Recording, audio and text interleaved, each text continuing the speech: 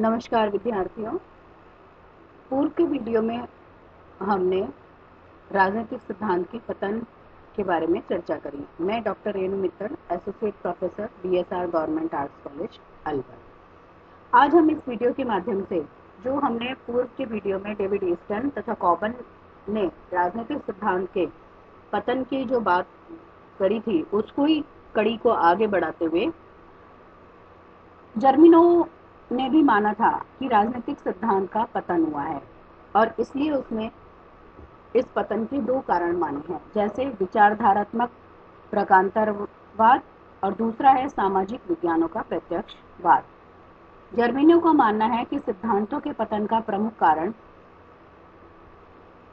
Comte तथा marks का विचारधारात्मक प्रकांतरणवाद रहा है। ट्रेसी ने सर्वप्रथम विचारधारा शब्द का प्रयोग किया था और इसकी उत्पत्ति को विचारों के विज्ञान के रूप में स्वीकार किया था तथा विचारधारा को वैज्ञानिक ज्ञान से उत्पन्न ज्ञान के रूप में स्वीकार किया। काम्टे ने भी समाज के प्रत्येक क्षेत्र में नियम निर्माण व विश्लेषण हेतु आनुभविक ज्ञान तथा वैज्ञानिक पद्धति को ही मान्यता दी थी।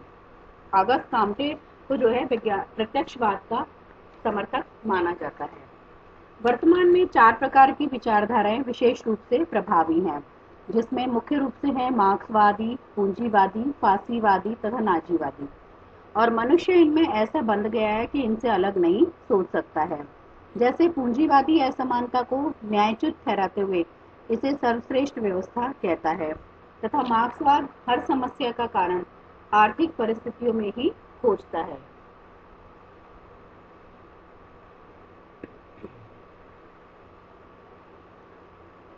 इन सब के कारण क्या होता है कि एक स्वतंत्र, सिर्फ देखो क्या होता है, राजनीतिक सिद्धांत का निर्माण सिर्फ हम एक आर्थिक परिस्थितियों का अध्ययन करके नहीं कर सकते हैं। इसके लिए हमें उसकी सामाजिक, भौगोलिक, वातावरणीय, पर्यावरणीय परिस्थितियों का भी अध्ययन करना आवश्यक होता है। तो जहाँ मार्क्स ने सिर्फ इसकी आर्थिक स्थिति का ही अध्ययन करके सिद्धांत प्रस्तुत कर दिए, तो वो जिसके कारण क्या हुआ कि राजनीतिक सिद्धांतों का विकास अवरुद्ध हो गया। दूसरी बात हमारे पास आती है सकारात्मक प्रत्यक्षवाद।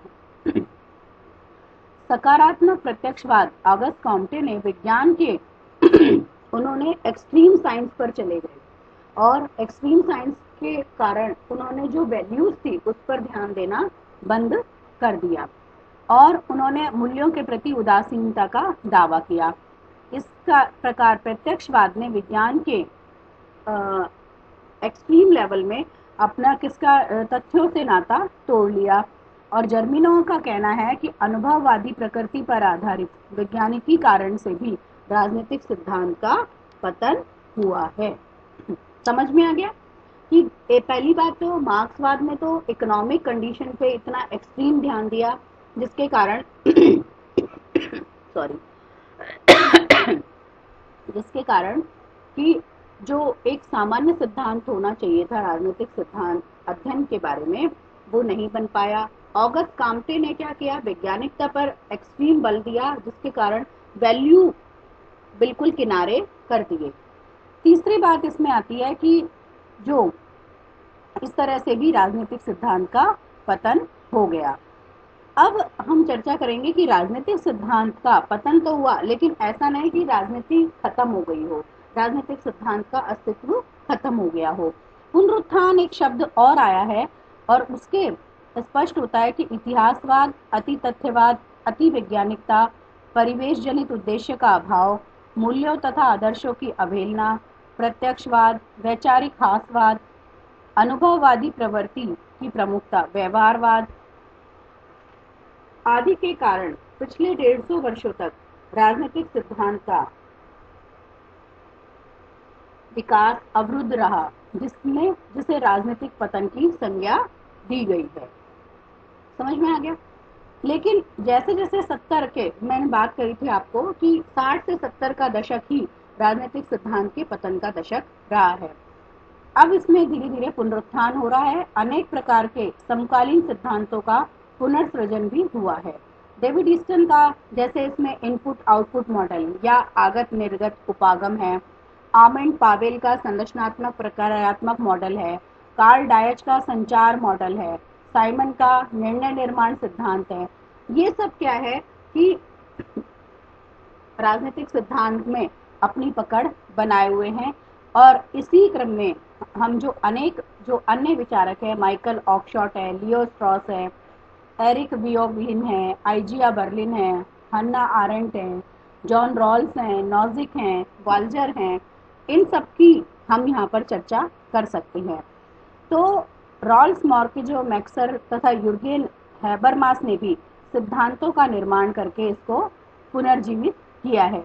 तो यहाँ पर जैसे हम बात करते हैं कि इन सिद्धांतों के बारे में कि राजनीतिक जो सिद्धांत हैं, ऐसा नहीं कि जब वो पतन की ओर चले गए तो राजनीति खत्म हो गई है या राजनीतिक सिद्धांत का आविर्भाव या उत्पत्ति खत्म हो गई है।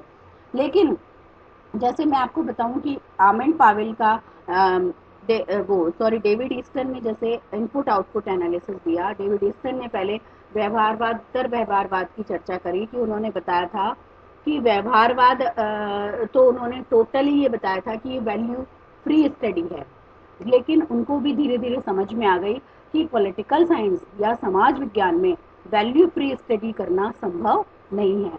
उसके लिए हमें कहीं ना कहीं वैल्यू बेस्ड स्टडी को भी इम्पोर्टेंस देनी होगी। मूल्य सापेक्षता का अध्ययन के बारे में आपको पता होगा, फिर भी मैं थोड़ा सा चर्चा कर दूं।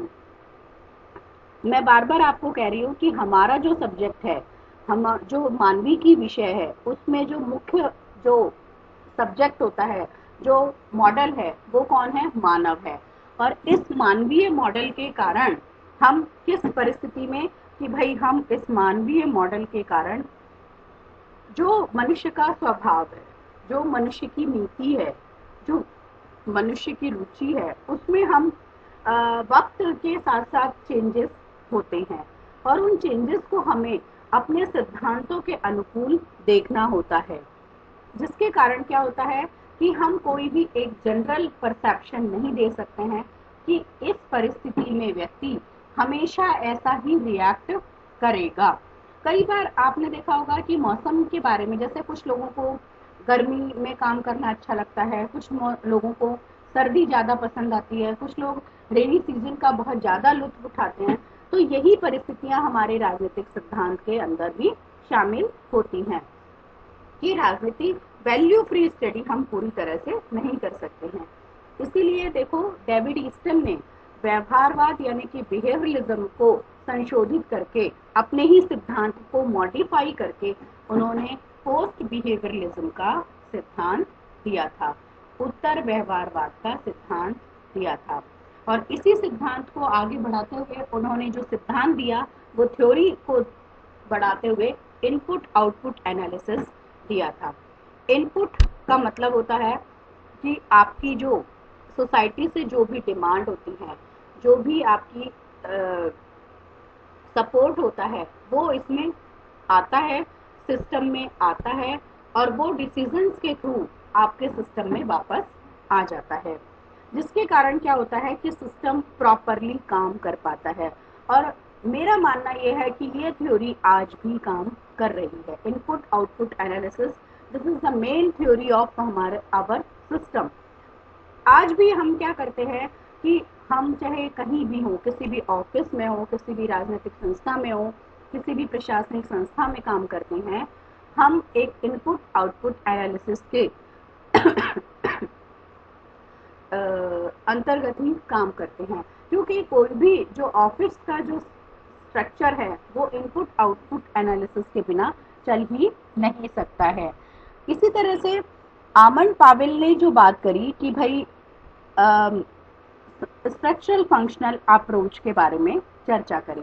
स्ट्रक्चरल फंक्शन का मतलब होता है कि उन्होंने जो कार्य हैं उनके करने के लिए बहुत सारी संस्थाओं के बारे में, बहुत सारी संस्थाओं की चर्चा करी है कि एक तो उनका स्ट्रक्चर क्या है, संरचनात्मक, और दूसरी बात है फंक्शनात्मक, एक्टिवली उनका क्या रूप है, क्या उनका स्वरूप है, इसके बारे में उन्होंने स्ट्रक्चरल फंक्शनल के रूप में चर्चा करी है। Communication theory is more important Karl Deutsch का जो कम्युनिकेशन संचार सिद्धांत है, आज देखिए हमारा जो हम आज के कॉन्टेक्स्ट में इसको रेलेवेंट मानते हुए ये देखते हैं कि किस तरह से संचार सिद्धांत राजनीति विज्ञान में या किसी भी तरह के सोशल साइंस में या किसी भी तरह के साइंस हमारे लाइफ को पूरी तरह से प्रभावित किए हुए है। संचार सिद्धांत में आज आप देखिए कितना हाइपर टेक्निक हो गई है, जिसकी वजह से आज हम और आप भी आपस में जुड़े हुए हैं। तो इस तरह से ये जो राजनीतिक सिद्धांत का पतन है, वो पतन के बाद में राजनीतिक सिद्धांत का वापस से पुनरुत्थान शुरू हो गया है और राजनीतिक वैज्ञानिक जो है लगातार इस प्रयास में लगे हुए हैं किस तरह से नई नई थ्योरीज का निर्माण करके और राजनीतिक जो विषय है, राजनीति विज्ञान जो विषय है, इसको बहुत अपग्रेड करके और बहुत मतलब विश्लेषणात्मक अध्ययन करके सोसाइटी को बहुत सारे जो थ्योरीज हैं, जो हमारी जो जनरल जो प्रॉब्लम है, तो फिर उसके द्वारा हम इसको आगे से कर सकते हैं। धन्यवाद।